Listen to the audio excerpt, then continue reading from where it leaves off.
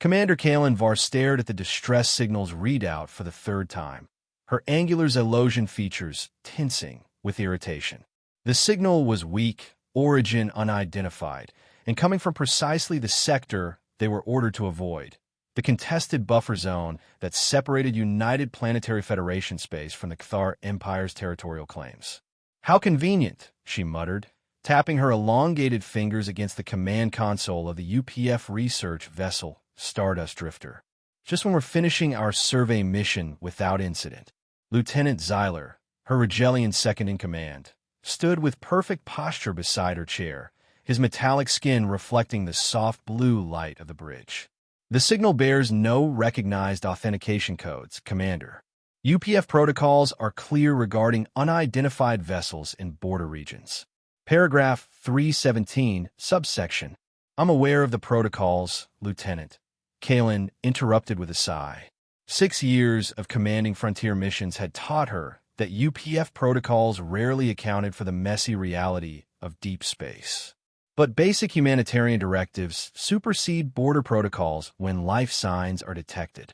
"Life signs are faint but present," confirmed the ship's sensor officer from her station. "One biosignature rapidly deteriorating." Kalen straightened in her chair. "Dr. Ilera, prepare the medical bay for possible emergency treatment. Unknown species." The Cygnian chief science officer nodded, her feathered crest rising slightly in anticipation. "Medical bay will be ready, Commander. I've calibrated the scanners for a wide range of potential physiologies." "This is still inadvisable," Zeiler noted, though his tone remained neutral. "The Cathar have been particularly aggressive in this sector recently.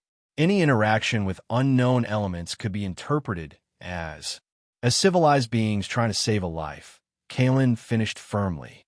"Plot an intercept course, minimal power signature.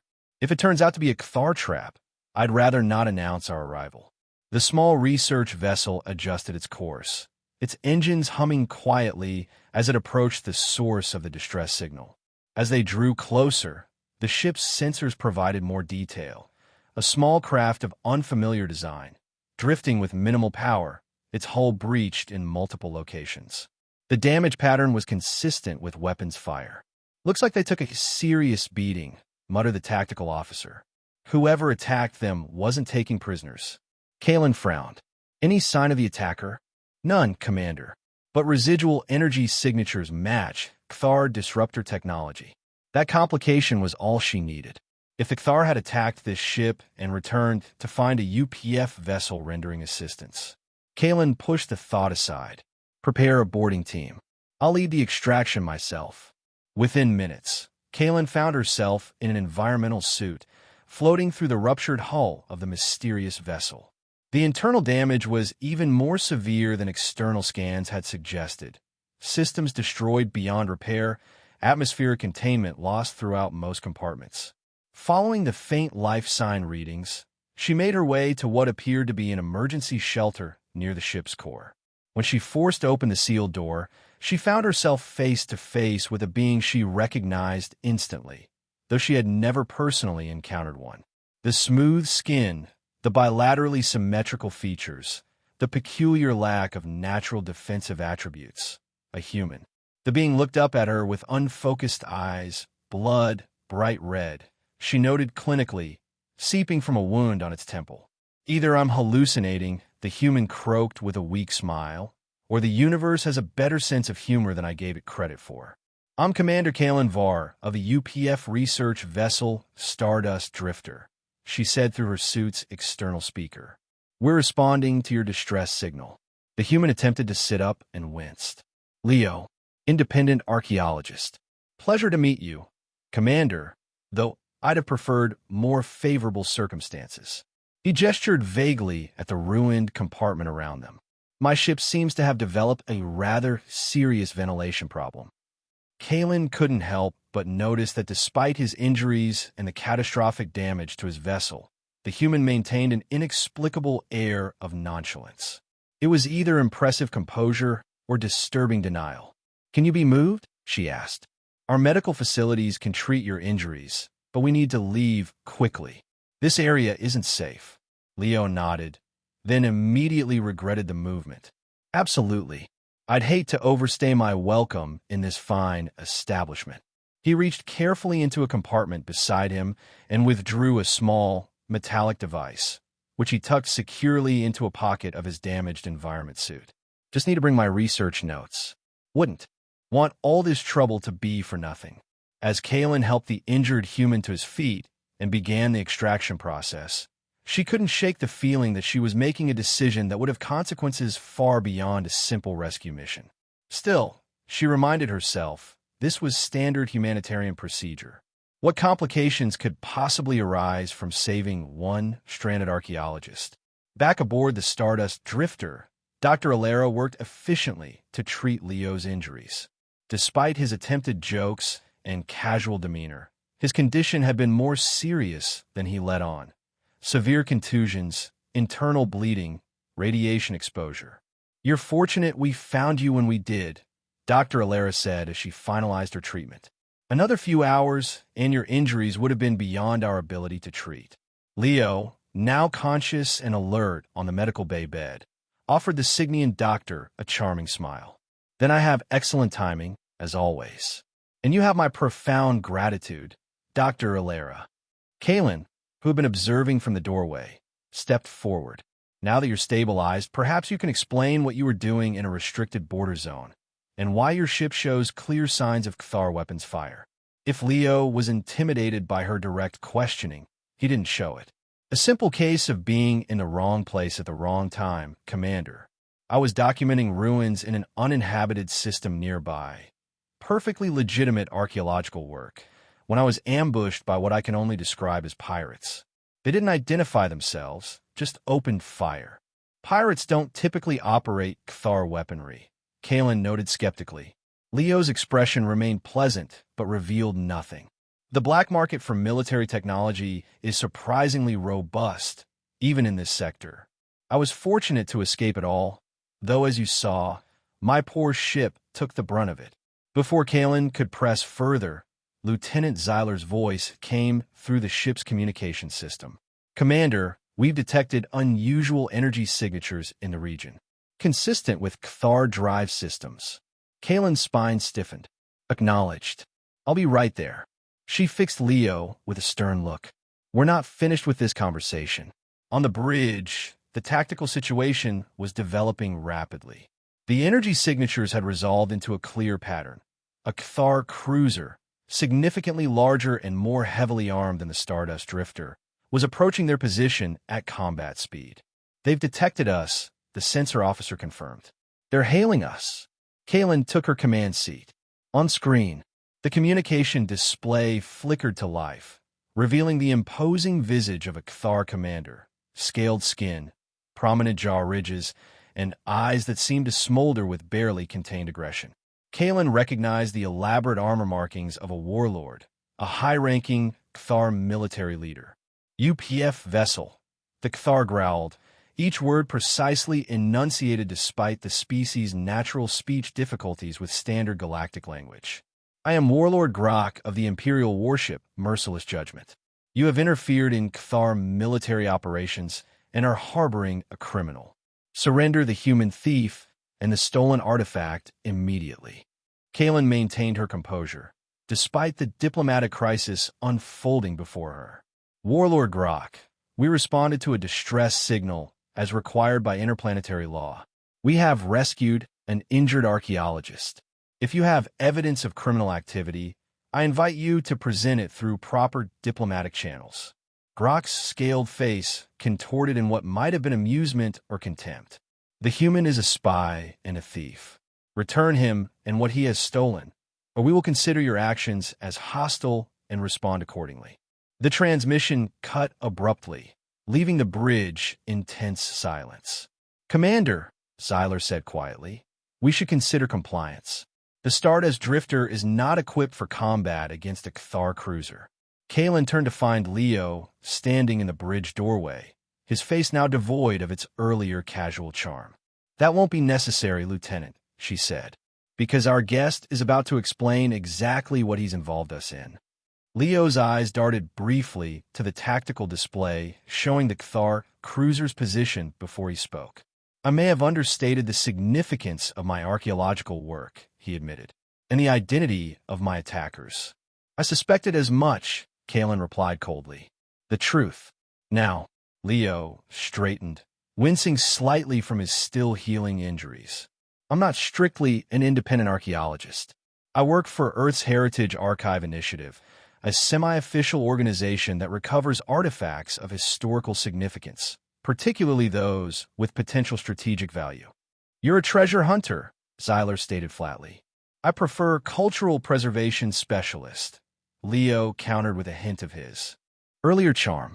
The artifact Warlord Grok is so interested in is a locator device that points to a cache of pre-Federation-era weapons. My team tracked it down through ancient records, but the Cathar were after it too. I just happened to find it first by about 6 hours. Kalen felt a headache building behind her eyes. So you stole a weapons cache locator from under the Cathar's noses. They nearly killed you for it, and now we're caught in the middle. That's accurate, if somewhat uncharitable, Leo admitted. But the cache itself is technically in neutral space. The Cathar have no more claim to it than Earth does. The tactical officer interrupted urgently. Commander, the Cathar cruiser is powering weapons systems. Kalen made her decision instantly. Evasive maneuvers. Lieutenant Zyler, attempt to contact UPF command for instructions. We need diplomatic intervention. Communications are being jammed, reported the communications officer with rising concern. Then get us out of here, Kalen ordered. Maximum sustainable speed. Use the asteroid field in Sector 7 for cover. The Stardust drifter lurched as its engines engaged at full power, pulling away from the Cathar cruiser. Though the research vessel lacked combat capabilities, its sleek design and advanced propulsion systems gave it a significant advantage in speed and maneuverability. They're pursuing and charging weapons, reported the tactical officer. Firing solution detected. Defensive countermeasures, Kalen commanded. All non-essential power to shields. The ship shuddered as a Cathar energy blast grazed their aft shields.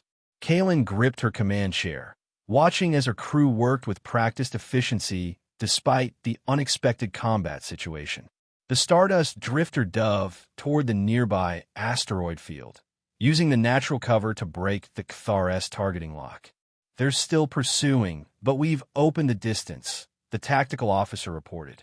Current shield status at 82%. Keep pushing for the denser part of the field, Kalen instructed the helm. Their larger ship will have more difficulty maneuvering there.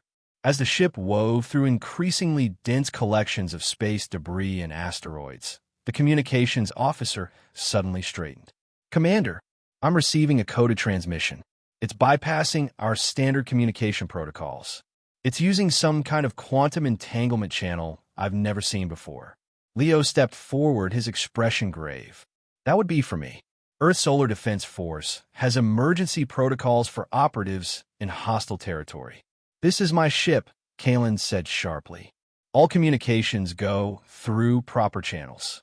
It already has, Leo replied, gesturing to the communications console where code was streaming across the screen. My emergency beacon activated when the Cathar attacked. SDF will have tracked the signal to your ship, and he trailed off as the ship's communication system automatically decoded and translated the incoming message. What appeared on the main view screen caused even the disciplined Zyler to show visible surprise. Priority Alpha directive to all parties in disputed Sector 174B. By authority of Earth's Solar Defense Force High Command. Any hostile action against Earth's Citizen Designation Archive, 7, Leo, or attempt to seize legally recovered Earth heritage property will be considered an act of war against Earth and its sovereign interests. A defensive exclusion zone is hereby established around current coordinates. Any Cathar military assets entering this zone will be engaged with full military force. Earth Naval Battle Group Prometheus has been dispatched and will arrive within 40 standard minutes. This is not a negotiation. The message repeated in Cathar Imperial language and UPF standard code, leaving no possibility of misunderstanding. The bridge crew turned to stare at Leo, who had the decency to look somewhat apologetic. I should mention that Earth takes the protection of its citizens rather seriously, he said quietly. Kaylin felt as though the deck had vanished beneath her feet. In a single moment of humanitarian compassion, she had not only rescued a human, she had provided Earth with the perfect excuse to openly challenge the Cthar Empire. The realization hit her with stunning clarity. You saved a human? Congratulations, Earth just won a war for you. The Cthar cruiser had halted its pursuit, maintaining position just outside the asteroid field. Their confusion was understandable. The aggressive posture from Earth was unprecedented in galactic politics. For centuries, Earth had maintained a cautious, diplomatic approach to interstellar relations, slowly building its influence through trade and cultural exchange rather than military might. This ultimatum represented a dramatic shift in policy. They're requesting communication again, reported the communications officer. Kaylin took a steadying breath. On screen, Warlord Grok appeared, his expression now controlled but radiating dangerous intensity. It seems your human passenger has powerful friends, Commander Var. However, do not mistake Earth's posturing for genuine strength. The Cthar Empire has crushed civilizations that boasted far grander military prowess than these. Newcomers, I have no control over Earth's diplomatic positions, Kaylin replied carefully. I'm attempting to contact UPF Command for mediation. This situation can still be resolved peacefully. Peace requires justice, Grok responded. Justice requires the return of what was stolen. The human has taken what belongs to the Empire. Before Kaylin could respond, Lieutenant Zyler reported, Commander, I've established a secure channel to UPF Command. I'll consider your position, Warlord, Kaylin said diplomatically. Please stand by. She signaled for the communication to be cut. Put UPF Command through to my private channel in the tactical room. Lieutenant Zyler, you have the bridge. In the small tactical planning room adjacent to the bridge, Kaylin found herself facing the stern visage of Admiral Thrix, her direct superior at UPF Command. Commander Var, the Admiral began without preamble. Your mission was routine border surveillance. Would you care to explain how you've managed to provoke what could become an interstellar war? Kaylin provided a concise summary of events, from the initial rescue to Earth's unexpected military escalation. Admiral Thrix's expression darkened with each detail. This is precisely why we have protocols regarding border incidents, Commander. Your humanitarian impulses have placed the UPF in an extremely delicate position. We cannot appear to support Earth's aggressive stance, but neither can we publicly condemn a developing member world whose rapid technological advancement has made them an increasingly valuable ally. What are my orders, Admiral? Kaylin asked, keeping her voice steady despite her growing concern. Maintain your current position. Do not surrender the human to the Cthar, but make no provocative moves. Federation diplomats are already en route to negotiate with both parties. The Admiral's tone softened marginally. This isn't entirely your fault, Kaylin. Earth has been looking for an opportunity to assert itself against Cthar expansion for some time. Your rescue mission simply provided them with the perfect excuse. After the communication ended, Kaylin returned to the bridge to find the situation had developed further. Long-range sensors had detected multiple ships approaching from both directions, Cthar reinforcement from one side and the promised Earth battle group from the other. The Cthar have been joined by 2 additional cruisers, reported the tactical officer. And Earth's forces appear to include at least 1 Dreadnought-class vessel. Leo had been unusually quiet, observing the crisis from a corner of the bridge. When Kaylin approached him, his expression was serious, devoid of his earlier flippant attitude. This isn't what I intended, he said softly. I was supposed to retrieve the locator and return to Earth space without incident.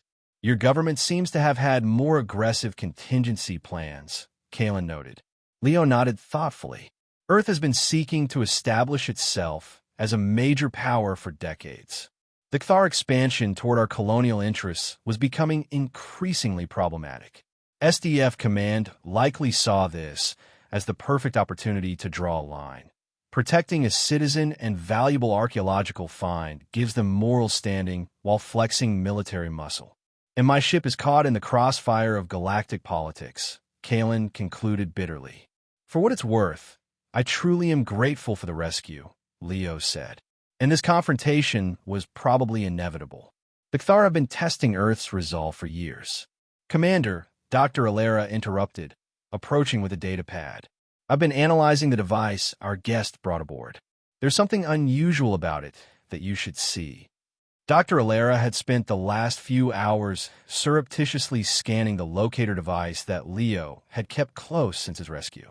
As a xenobiologist with extensive training in pre-Federation technology, she had recognized patterns in the device's energy signature that didn't align with Leo's description.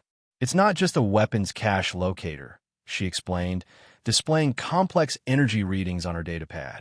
The core data contains detailed schematics for a quantum entanglement communication network, technology far beyond anything the UPF, Earth, or Kthar currently possess.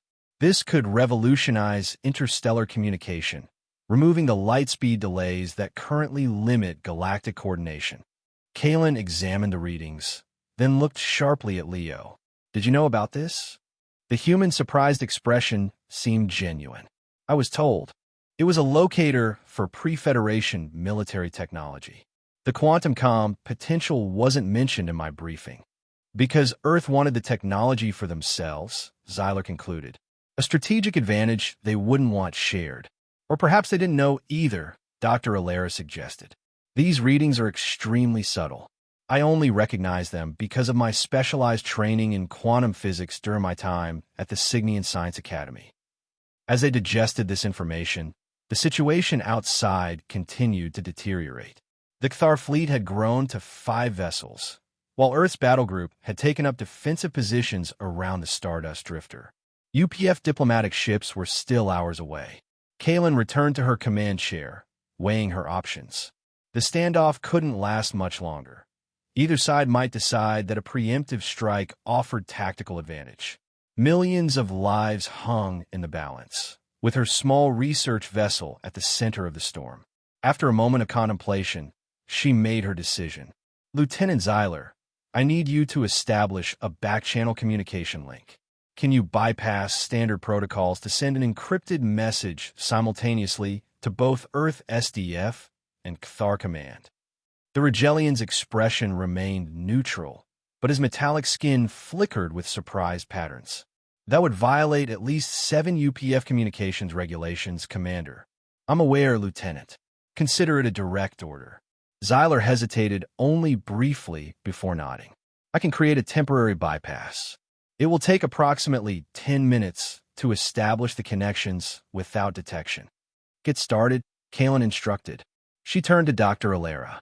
Prepare a complete analysis of the quantum communication potential in the artifact. Include projections of how the technology could be implemented across different planetary systems.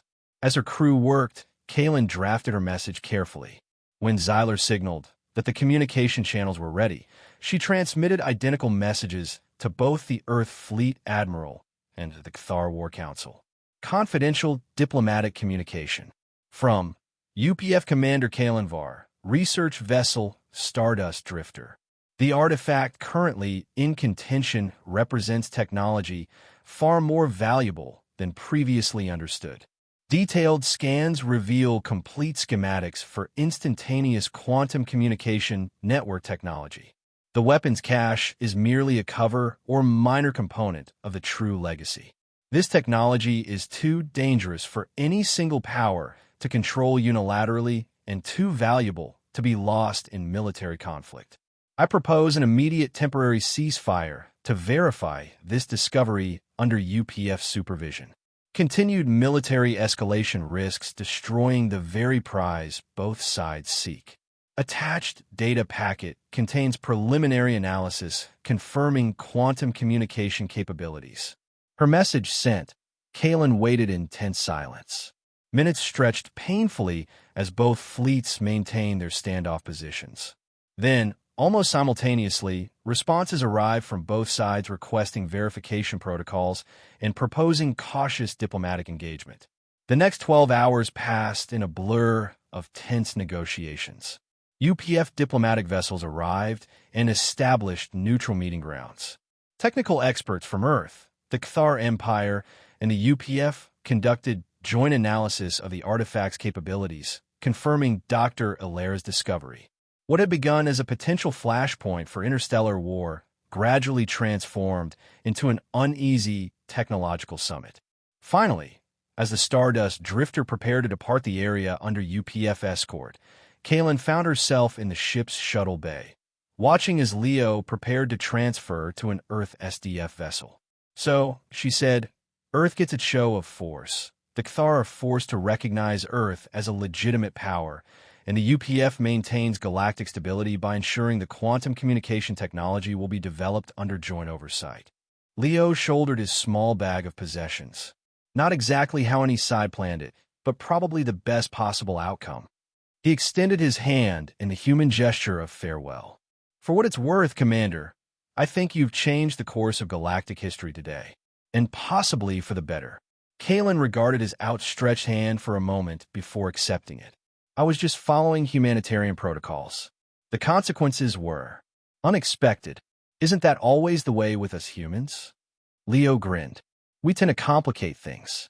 As she watched the shuttle depart, Kaylin reflected on the irony of the situation. Her simple decision to rescue a stranded traveler had triggered a fundamental shift in the galactic balance of power. Earth had established itself as a force to be reckoned with. The Cathar had been checked in their expansionist ambitions, and a revolutionary technology would now be developed cooperatively rather than hoarded as a weapon. Lieutenant Zyler approached, standing at perfect attention beside her. Course laid in for UPF Central Command, Commander. Admiral Thrix has requested a full debriefing upon arrival. No doubt accompanied by both commendation and reprimand, Kaylin noted wryly. Most likely, Zyler agreed with unexpected humor. UPF regulations rarely account for the unpredictable nature of human involvement. As the Stardust drifter pulled away from the now crowded region of space, filled with diplomatic vessels, scientific ships, and the still watchful military craft of both Earth and the Cathar, Kaylin wondered if saving that one human had truly been worth the galactic instability it had caused. Had she opened the door to a new era of challenge promises and competitive evolution? Or had she helped usher in an age of reluctant cooperation with untold potential? Perhaps, she reflected as her ship accelerated toward UPF space. The truth lay somewhere in between, just as humanity itself seemed to exist in that uncertain territory between dangerous chaos and brilliant innovation. One thing was certain. The galaxy would never be quite the same again.